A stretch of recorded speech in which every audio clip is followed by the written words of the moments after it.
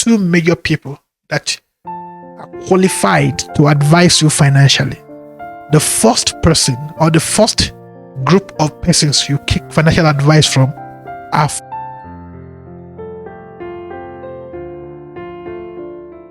Hello, I'm discussing today the right person to take financial advice from. You know, there's a difference between what I am doing and the job of a financial advisor.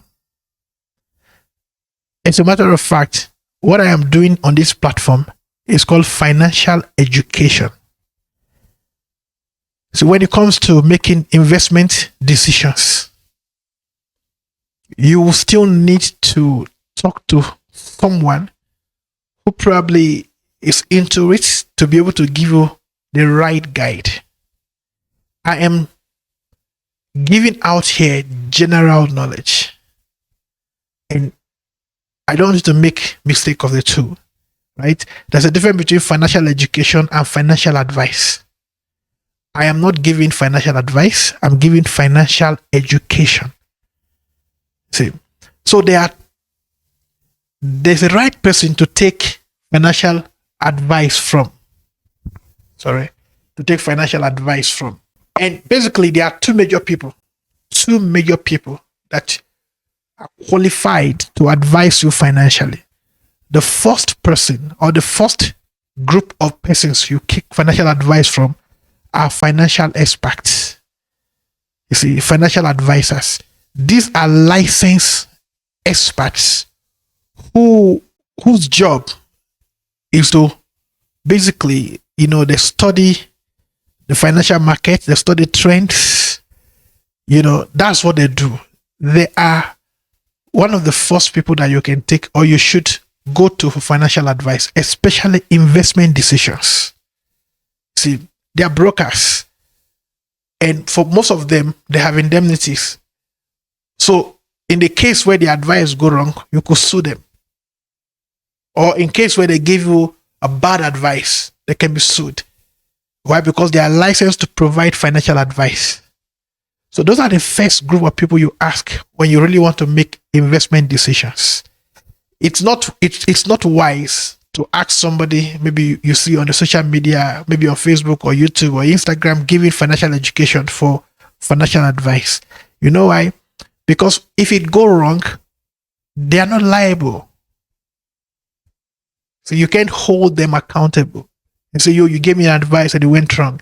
Like, in most cases where, especially with these different crypto platforms, where you have somebody who talk about the platform and then give you a link that you can use this promo code or whatever to sign up.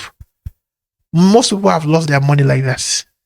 But the guy on YouTube continues to be on YouTube. You see, you can arrest him, because he's not a financial advisor. Taking his advice is risking your resources.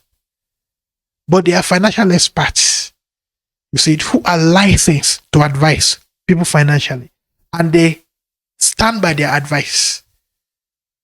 That's one of the people you go to financial advice. The second group of people you can talk to for financial advice are wealthy people, who have done the things they are going to advise you on.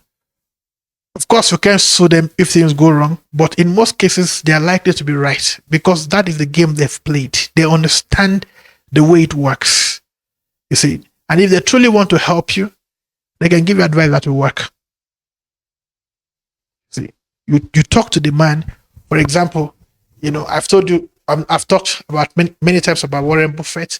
The truth is that there are many people who actually are studying him to see what he's going to invest in next. And when they see him make a choice of investment, they go that way as well. Now, why they kind of copy his strategy?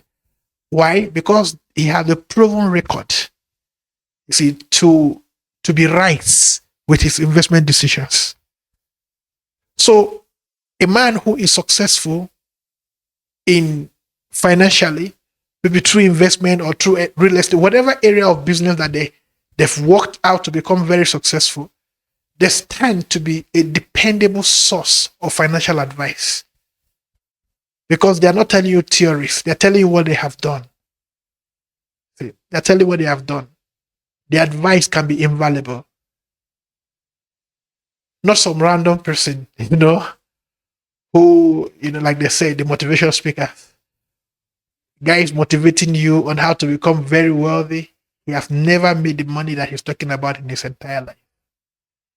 He's not a dependable source of financial advice. See?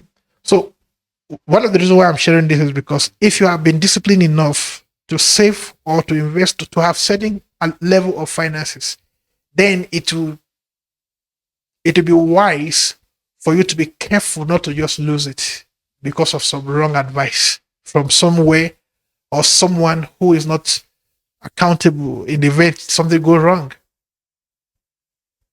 Right? And when I talk about, financial experts, of course, at times people avoid them because, they will not give you advice for free.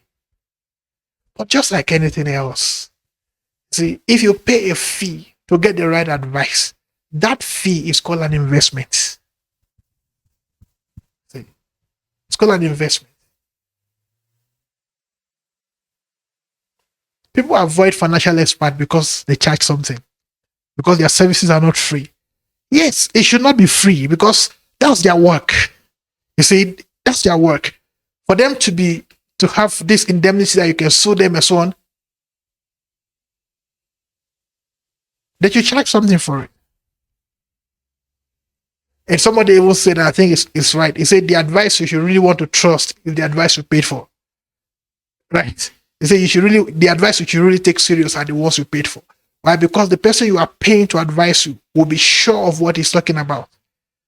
Why? If something goes wrong, because you paid him, you have a right to come back and make demands.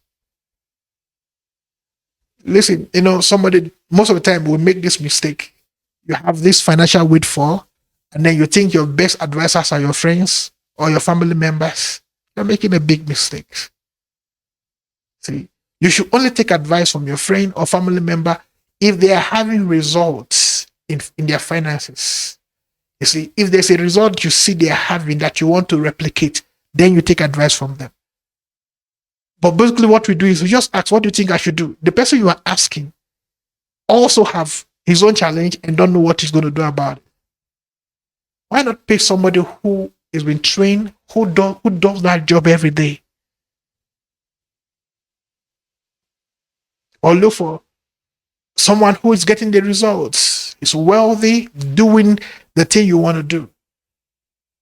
These are the two people that you should really take financial advice from. And of course, even if the wealthy person is doing it for free, be smart. You see, he may not put a fee or a price tag to his service to you. Be smart. Learn to appreciate it. Send him gift. Do things for the person. The reason why is because if you start doing things for the person that he doesn't need, they'll become obligated. They'll feel compelled to give you their best advice. Some people don't know how to relate with successful people.